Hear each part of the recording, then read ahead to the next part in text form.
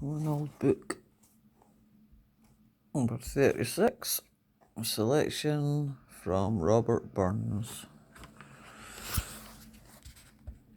So we'll go to the first day of 1795 should stand out preeminent of the history of Scottish song. On that day, Burns wrote one of his greatest compositions, A Man's a Man for All That.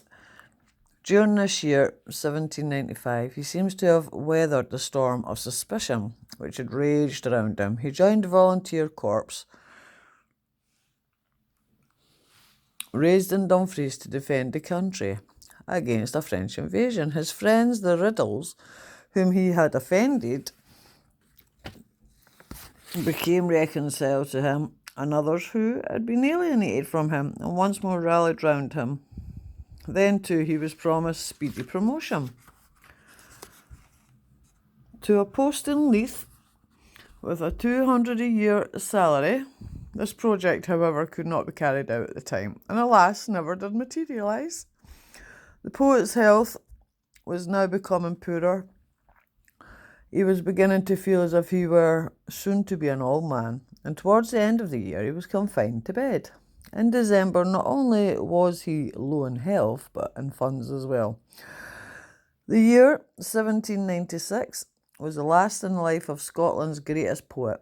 Early in the spring, his appetite began to go and his strength failing, he became subject to his old fits of depression. By May, he was entirely laid aside from duty, and the prospect of his salary being reduced added to his distress.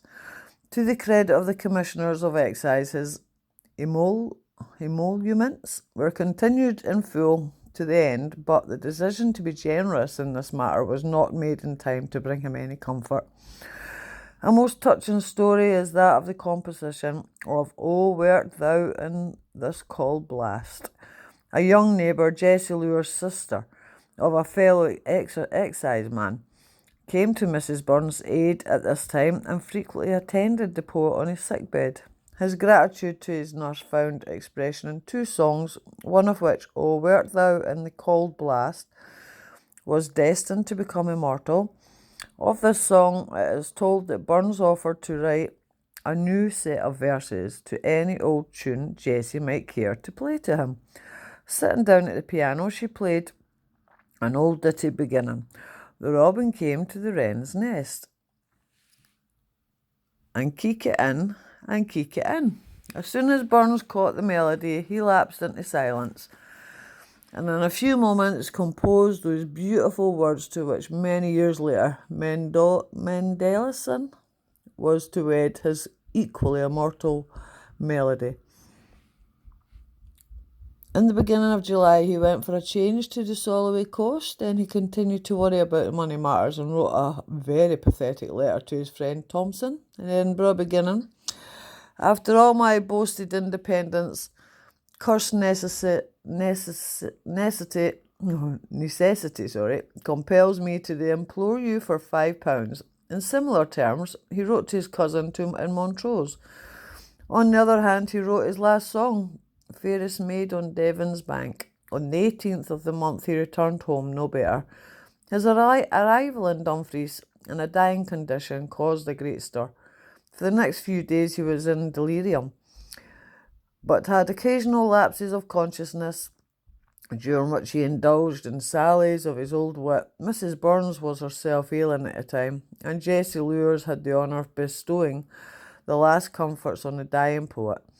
On the fourth day after his return home, on the 21st day of July 1796, with his children all around him, he passed away, leaving behind him a name which to this day is honoured not only in Scotland but all over the world. Truly, in his death, he became a citizen of the world. It's a biography about Robert Burns. Some of his poems are just amazing. So I had to read that one because that's Carol doing in 39. There's also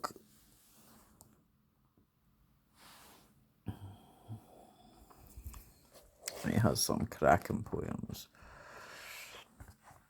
A lot of them are all marked out for some reason. Right, here we go. The wind blew hollow frae the hills, by fits the sun's departing beam, looked on the fading yellow woods, that waved o'er Lugar's winding stream. Beneath a craggy steep, a bard, laden with years and meikle pain, in loud lament bewailed his lord, whom death had all untimely ta'en. He leaned him to an ancient oak, whose trunk was mouldering down with years. His locks were bleached white with time, his hoary cheek was wet with tears. And as he touched his trembling harp, and as he tuned his doleful sang, the winds lamenting through their caves to echo bore their notes alang. Ye scattered birds that faintly sing, the relics o' the vernal choir. Ye woods that shed on a' the wings the honours of the aged year. A few short months, and glad and gay, again he'll charm the ear and ee. But nocht in all revolving time can gladness bring again to me. I am a bending aged tree that long has stood in the wind and the rain, but now has come a cruel blast, and my last hold of earth is gone.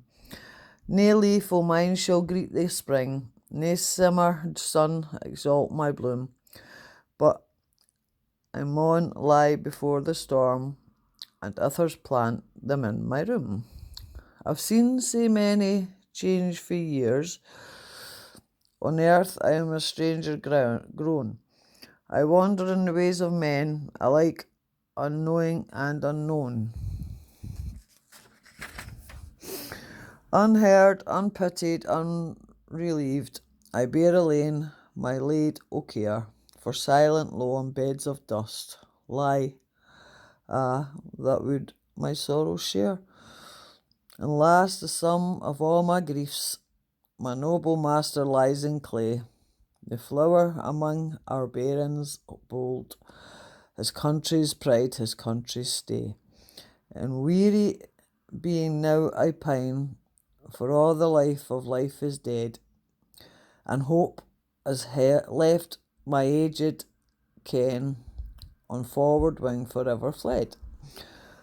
Awake, thy last sad voice, my harp, the voice of woe and wild despair. Awake, resound the latest lay, then sleep in silence evermore. And though my last, best, only friend, that fillest an untimely tomb, accept this tribute from the bird thou brought from fortune's murkiest gloom. In poverty's low barren veil, thick mists obscure involved me round. Thought oft I turned a wistful eye, nae ray of fame was to be found. Thou foundest me like the morning's sun that melts the fogs in limpid air, the friendless bird and rustic song became alike thy fostering care. Oh, why has worth so short a date, while villains ripen grey with time? Must thou, the noble, generous, great, fall in bold manhood's hardest prime? Why did I live to see that day, O day to me so full of woe? Oh, had I met the mortal shaft that laid my benefactor low. The bridegroom may forget the bride was made his wedded wife yestreen. The monarch may forget the crown that on his head an hour has been. The mother may forget the child that smiles sae sweetly on her knee. But I'll remember thee, Glencairn, and a' that thou hast done for me. Ellisland, 1791, page 123. Selections from Rabbie Burns. I will leave it there, 9 minutes.